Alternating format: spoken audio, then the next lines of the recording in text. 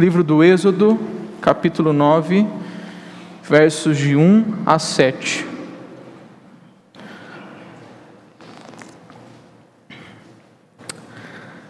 Assim diz a inerrante palavra do nosso Deus.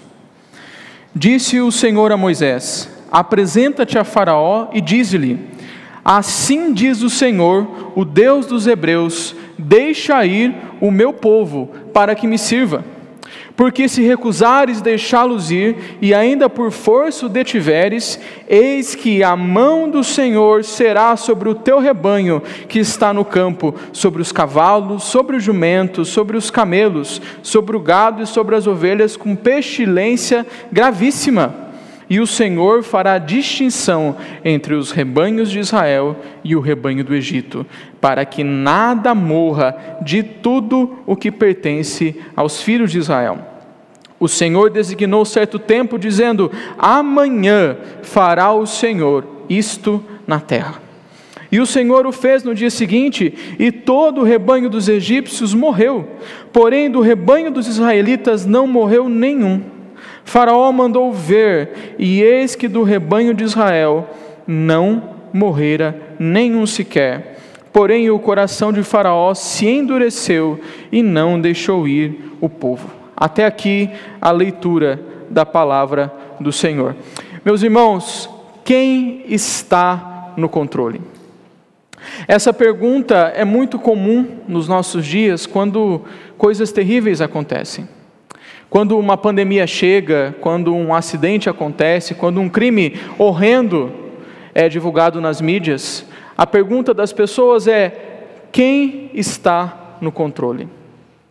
E a tese do mundo em que nós vivemos é que ninguém está no controle, que na verdade cada um cuida da sua vida e que na verdade cada um faz aquilo que bem entende de acordo com o que seu coração deseja. Nós ouvimos coisas como: o que importa é ser feliz. Ou então: eu tenho a minha verdade e você tem a sua, e o que importa é que eu siga a minha verdade e não atrapalhe você de seguir a sua. Mas nós cristãos respondemos essa pergunta de forma diferente. Nós dizemos em alto e bom som: Deus está no controle do mundo. E dizer que Deus está no controle do mundo significa dizer que Deus governa o nosso mundo, que Deus exerce governo no nosso mundo. Quando nós olhamos para o livro do Êxodo, nós veremos que a ideia de controle e de governo é representada pela palavra mão. Eu vou ler alguns textos aqui para os irmãos que nos mostram isso.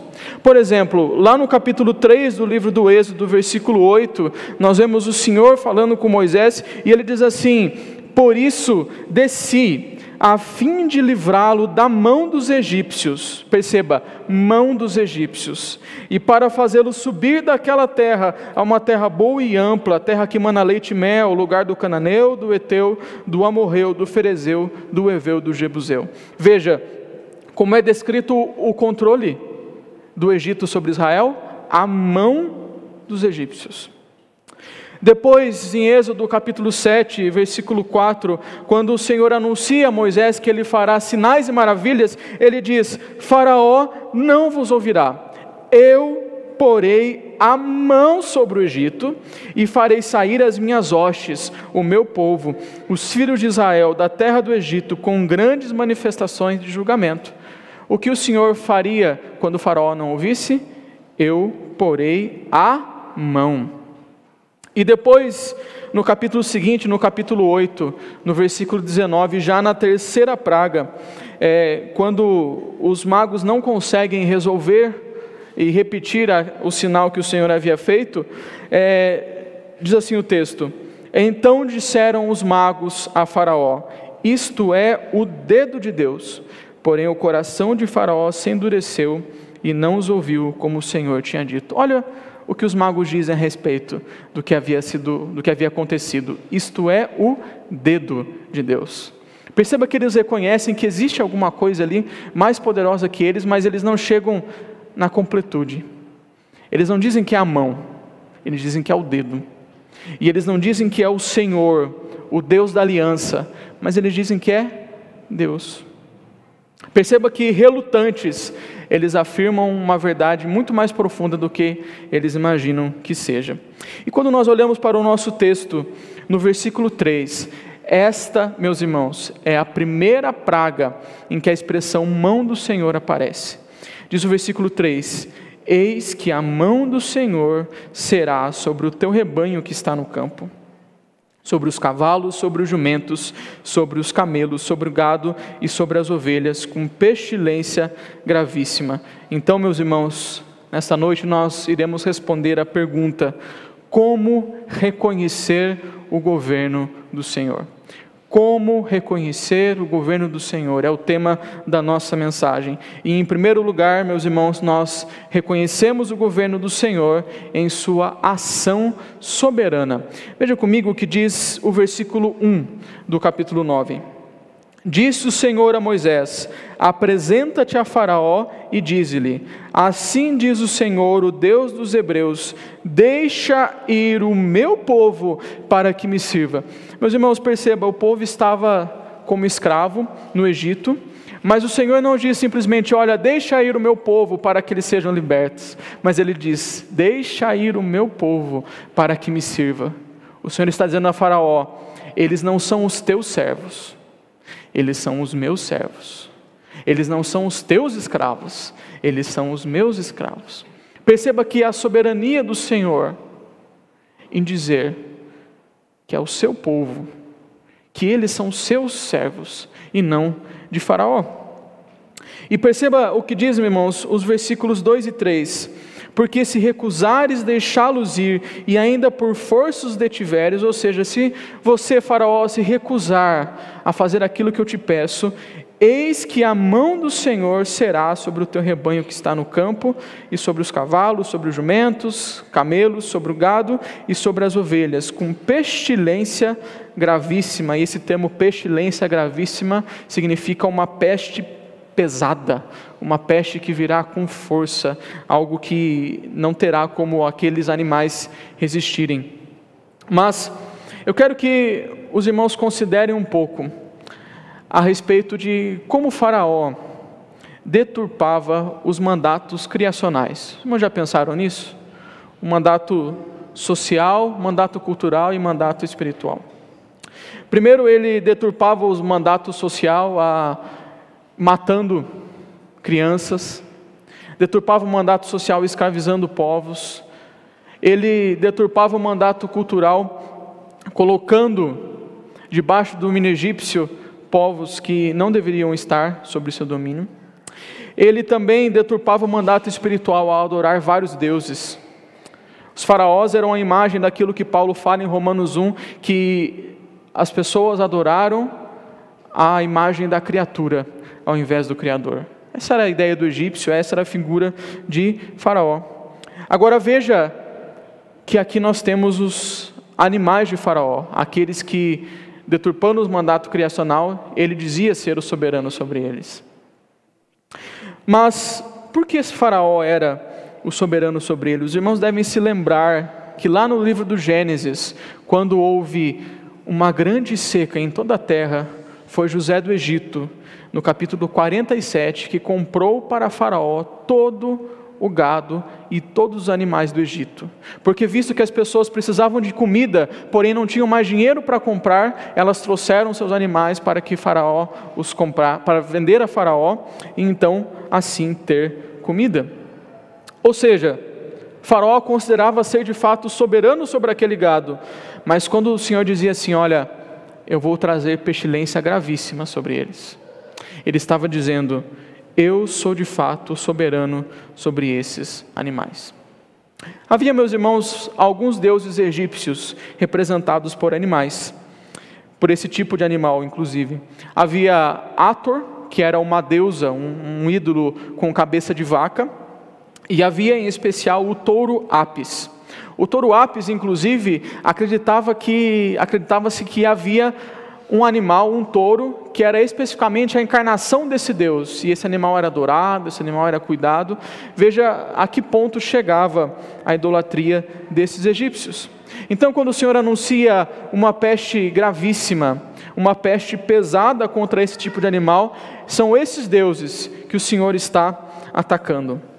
Mas agora eu quero trazer um exemplo para os irmãos. Eu quero que os irmãos percebam uma coisa. Todos nós conhecemos o que Israel fez no deserto, lá no capítulo 32 do livro do Êxodo. Moisés havia subido ao Monte Sinai para receber orientação do Senhor, e estava lá já fazia 40 dias. E o povo disse assim a Arão: façamos ídolos que nos leve até a nossa terra, façamos deuses que nos leve até a terra que mana leite e mel, porque este Moisés, nós não sabemos o que aconteceu com ele.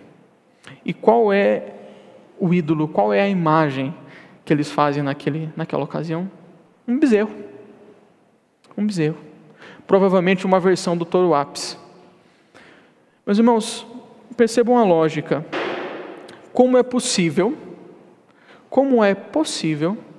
que esses deuses que eles viram ser atacados, esses ídolos que eles viram ser atacados, quando o Senhor matou o gado do Egito, como é possível que eles tenham se curvado à adoração a estes mesmos deuses?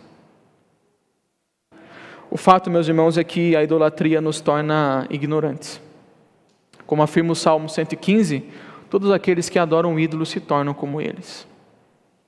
E o interessante do ídolo é que quando nós elegemos um ídolo na nossa vida, nós o fazemos porque nós queremos estar no controle. Nós queremos estar no governo. Nós queremos ter ação soberana sobre a nossa vida. Perceba, o tempo de Deus era que Moisés ficasse 40 dias no Monte Sinai. Eles não queriam esperar. Eles dizem assim: olha, vamos fazer um Deus, vamos fazer deuses para que nos leve para a terra do Egito. Eles querem ter o controle desse Deus. E quando Arão faz este bezerro, ele proclama: amanhã será festa ao Senhor, quebrando o mandamento de dia de culto e de como o Senhor desejava ser adorado. Perceba, nós criamos ídolos quando nós queremos estar no controle da nossa vida. Por isso que nos nossos dias muitos se curvam ao dinheiro, se curvam ao prazer, se curvam ao poder, se curvam a tantas coisas que o mundo oferece, dizendo serem estas os seus deuses. Vivemos em dias em que as pessoas confiam mais em si mesmas do que no Senhor e não querem depender do nosso Deus. Vivemos em dias em que as pessoas querem adorá-lo do jeito que elas bem entenderem, sem se lembrar que o próprio Senhor diz como quer ser adorado. Nós vivemos em tempos em que nós podemos correr o risco de cair em idolatria. Toda vez que nós queremos estar no controle, nós estamos idolatrando os mesmos deuses que o Senhor atacou aqui nessa praga e que os israelitas se esqueceram e adoraram também no deserto. Mesmo crianças, quando crianças, desobedecemos os nossos pais, fazemos aquilo que nossos pais nos ordenaram não fazermos, é porque nós queremos estar no controle da situação. Portanto, até as crianças devem tomar cuidado para não cair no mesmo erro de Faraó e no mesmo erro dos israelitas no deserto. Mas, continuando, meus irmãos, perceba que o Senhor continua a falar a Faraó, e depois que ele anuncia a praga que ele irá mandar ao gado, veja o que ele diz no versículo 4: e o Senhor fará distinção entre os rebanhos de Israel e o rebanho do Egito, para que nada morra de tudo o que pertence aos filhos de Israel. Veja a ação soberana do Senhor em escolher quais animais iam morrer. Essa praga não estava descontrolada, mas ela morreu num grupo específico. Era o rebanho de Faraó, era o rebanho do Egito, e não o rebanho dos filhos de Israel. Alguns estudiosos tentam investigar e descobrir qual seria essa praga. é difícil nós afirmarmos qual era essa praga. Alguns dizem que era uma doença chamada antraz. Porém, perceba que não importa tanto qual era a praga, porque ela não pegava qualquer animal indistintamente, ela ia direto no rebanho de Faraó. O que nós vemos aqui é a ação soberana do Senhor sobre essa doença, para que preservasse aquilo que pertencia aos filhos de Israel. Porque veja, não era uma questão só de matar animais, mas de matar o sustento, matar de onde eles tiravam leite, de onde eles tiravam alimento, matar de onde eles tosquiavam, inclusive, e lidavam com a lã da ovelha. Era o sustento do Egito e o sustento dos israelitas. E perceba que o versículo de número 4 usa o seguinte verbo: fará. O Senhor fará distinção. E esse verbo fará, ele é usado na língua hebraica também no livro de Gênesis, no capítulo 1, quando o Senhor dá vida, traz a existência a todas as coisas. E diz assim que o Senhor fez céus, terra, o Senhor fez o sol, a lua, o Senhor fez os animais, e o mesmo verbo é utilizado tanto em Gênesis 1 quanto aqui. Ou seja, na sua ação soberana, o Senhor utiliza do seu poder criador para mostrar que Ele governa sobre a criação. Isso é uma forma muito interessante de nós vermos que nós não estamos no controle.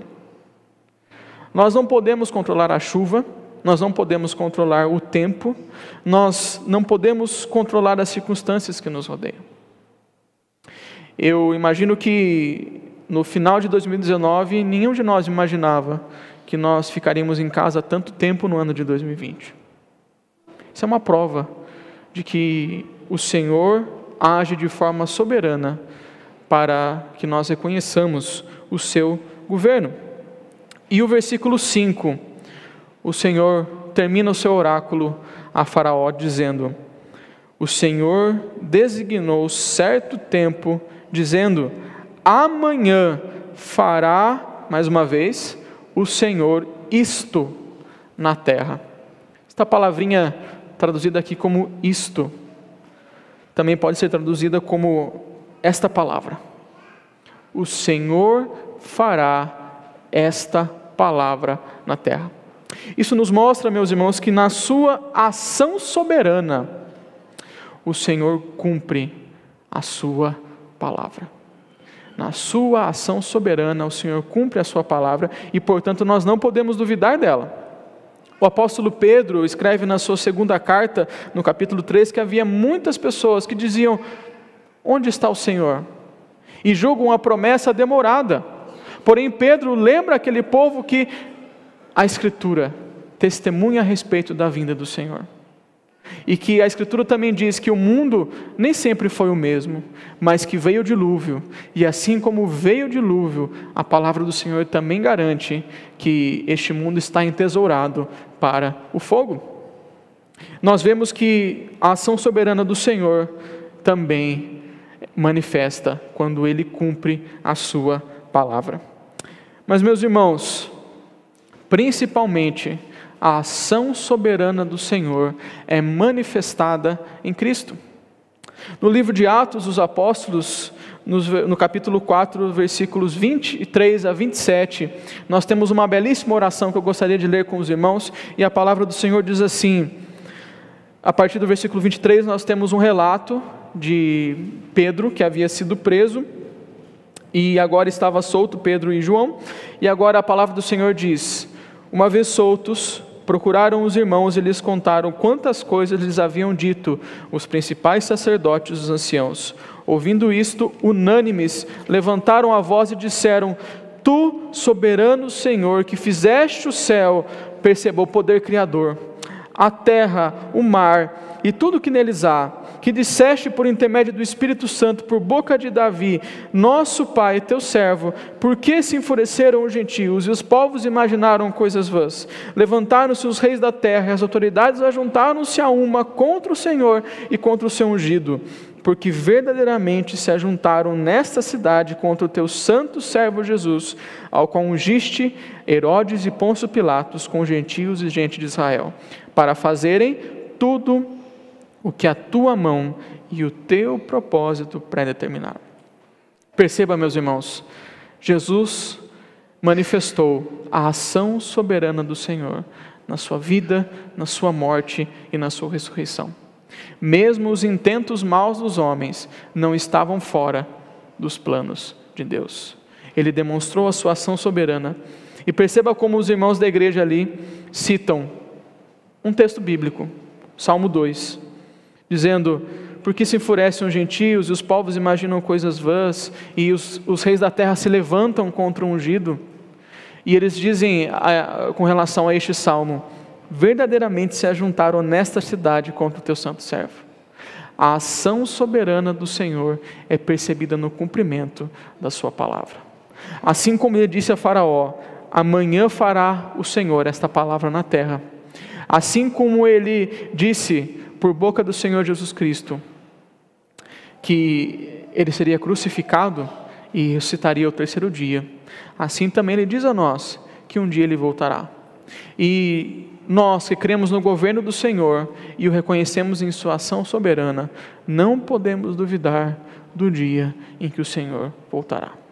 Em primeiro lugar, meus irmãos, nós reconhecemos o governo do Senhor por meio de sua ação soberana. Em segundo lugar, nós reconhecemos o governo do Senhor em sua ação providente. Reconhecemos o governo do Senhor em sua ação providente, ou seja, reconhecemos o governo do Senhor ao percebermos a sua providência. Catecismo Maior, pergunta de número 18. A resposta dessa pergunta nos diz assim: as obras da providência de Deus são sua muito santa, sábia e poderosa maneira de preservar e governar todas as suas criaturas e todas as suas ações para a sua própria glória. Veja o que o Senhor faz aqui. Ele, de forma santa, sábia e poderosa, preservou os animais de Israel e não preservou os animais do Egito. De forma santa, sábia e poderosa, portanto, ele preservou o seu povo escolhido e deixou perecer o Egito. Veja o versículo 6. Diz assim: e o Senhor o fez no dia seguinte, e todo o rebanho dos egípcios morreu, porém do rebanho dos israelitas não morreu nem um. Veja como o Senhor fez essa distinção, demonstrando a sua providência para com o povo de Israel. Nós temos uma situação aqui. Em outras pragas nós veremos mortes de animais. Isso é curioso porque o versículo 6 diz que todo o rebanho dos egípcios morreu. Mas quando o autor aqui utiliza a palavra todos, ele não quer dizer que cada animal individualmente morreu, mas que a maioria dos animais morreu. Ele já se utilizou disso na terceira praga, quando ele disse que todo o pó da terra se tornou em piolho. Mas não é todo o pó da terra que se tornou em piolho, mas a maior parte do pó da terra se tornou em piolho. Nós percebemos o mesmo uso dessa expressão aqui. Mas veja então como o Senhor havia feito distinção entre o rebanho do Egito e o rebanho de Israel, e nisso ele demonstra a sua providência. Meus irmãos, e na providência de Deus, o Senhor tem separado um povo para si desde o começo. Quando Adão e Eva pecaram contra o Senhor disse que o descendente da mulher pisaria na cabeça da serpente e que haveria inimizade entre o descendente da mulher e a descendência da serpente. E assim, desde então, tem havido os descendentes da mulher, o povo de Deus e os descendentes da serpente. Depois, no Egito, mais uma vez, o Senhor faz distinção entre a descendência da mulher e a descendência da serpente. Aliás, os irmãos já viram como é a coroa de um faraó? Já perceberam qual é o animal que existe no topo da coroa do faraó? Uma serpente. Veja como o Senhor é ilustrativo. Veja como o Senhor nos ensina de forma bem pedagógica. Mas perceba, mesmo o Senhor na sua ação providente, fazendo distinção aqui entre os animais do Egito e os animais de Israel, o povo continuava sofrendo. Afinal, eles ainda não eram escravos. Faraó ainda iria endurecer um pouco mais o seu coração. Como nós podemos ver a providência do Senhor aqui? Nós podemos perceber que mesmo quando nós passamos por dificuldades, o Senhor continua a nos preservar em sua providência. Assim como aquele povo passava dificuldades, nós também, quando passamos dificuldades, o Senhor continua a nos preservar na sua providência, apesar das dificuldades. Nós continuamos a ser cuidados pelo Senhor. Romanos capítulo 8, versículo 28, nós conhecemos esse texto. Todas as coisas cooperam para o bem daqueles que amam a Deus. Mesmo aquilo que nós não entendemos, mesmo aquilo que nos pega desprevenido, tudo isso coopera para o nosso bem, para o bem daqueles que amam o Senhor. Quando nós somos crianças, nós temos medo de muitas coisas, e até mesmo quando nós somos adultos. E até esses medos são uma demonstração que muitas vezes nós não entendemos, que de fato tudo aquilo que acontece coopera. Tudo aquilo que acontece coopera com o bem daqueles que amam ao Senhor, e que por isso nós não precisamos temer o dia de amanhã. Perceba, quando o Senhor separa um povo para si em sua ação providente, Ele quer um povo santificado. Em Êxodo capítulo 19, os irmãos vão ver que o Senhor diz é que Ele separou um povo para ser sua propriedade exclusiva. E no capítulo 20 nós temos o quê? Os 10 mandamentos. E como começam os 10 mandamentos? Eu sou o Senhor teu Deus que te tirou da terra do Egito, da casa da servidão. Ou seja, o Deus que nos libertou é o Deus agora que nos dá a lei da liberdade. Obedecer ao Senhor, portanto, é uma prova de que em sua ação providente Ele separou um povo para si. O apóstolo Paulo diz na carta que ele escreveu a Tito, em seu capítulo 2, versículos 13 e 14, que nós estamos aguardando a bendita esperança e a manifestação da glória do nosso grande Deus e Salvador Cristo Jesus, o qual a si mesmo se deu por nós, a fim de remir-nos de toda iniquidade e purificar para si mesmo um povo exclusivamente seu, zeloso de boas obras. Ou seja, se você crê, assim como eu, que nós somos um povo que na ação providente do Senhor foi separado para viver para Ele, nós precisamos viver em santidade. Continuando, meus irmãos, versículo 7 nos diz: Faraó mandou ver, e eis que do rebanho de Israel não morrera nenhum sequer, porém o coração de Faraó se endureceu e não deixou ir o povo. Quero mostrar aos irmãos uma ironia aqui, porque o versículo 7 diz que Faraó estava tão cético que ele mandou funcionários seus que fossem até a terra em que os israelitas habitavam ali no Egito, para ver se de fato não havia morrido um animal entre eles. Mas o curioso é o verbo utilizado aqui, quando diz mandou ver, porque no versículo 1, quando o Senhor fala a Faraó, ele diz assim: deixa ir o meu povo. Porém, na língua hebraica não existe diferença. Deus diz no versículo 1, manda ir o meu povo. E agora Faraó diz, aliás, o texto diz que Faraó mandou ver. Olha como o Faraó está na direção completamente contrária de Deus. Olha como o seu coração é tão duro, que ele faz questão de fazer exatamente o contrário daquilo que o Senhor havia mandado que ele fizesse. Era para ele mandar e deixar ir o povo. E ele manda ver se de fato não morreu algum animal do rebanho de Israel. Veja as consequências de um coração endurecido. tão forte que ele é capaz de fazer o completo contrário daquilo que o Senhor havia ordenado. E nós temos aqui, no final, o texto dizendo que o coração de Faraó se endureceu e não deixou ir o povo. É curioso porque, na maioria das vezes, no livro do Êxodo, é dito que Faraó endureceu o seu coração, ou o coração de Faraó se endureceu. Mas em Êxodo capítulo 7, o texto diz que o próprio Senhor é quem endureceu o coração de Faraó.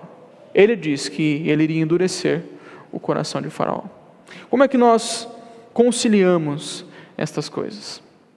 A nossa confissão de fé, no seu capítulo 3, parágrafo 2, nos ajuda a esclarecer isso, dizendo assim parágrafo 1, dizendo assim: desde toda a eternidade e pelo muito sábio e santo conselho de sua própria vontade, Deus ordenou livre e inalteravelmente tudo quanto acontece.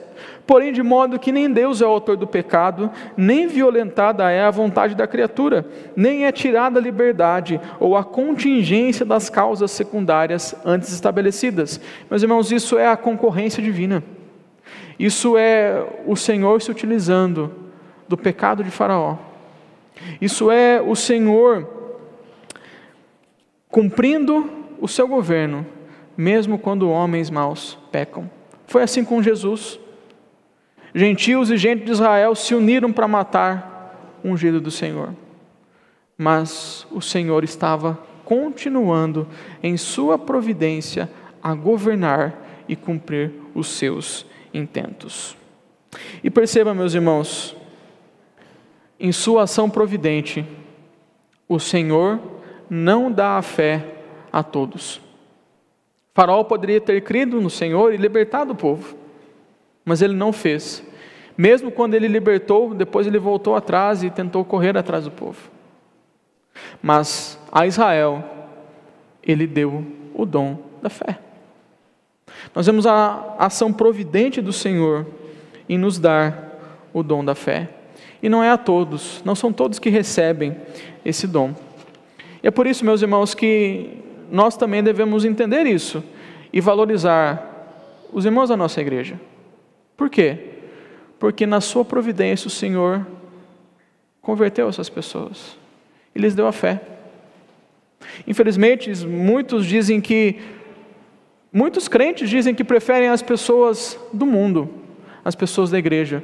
Dizem que os amigos do mundo são mais sinceros, aquela coisa toda.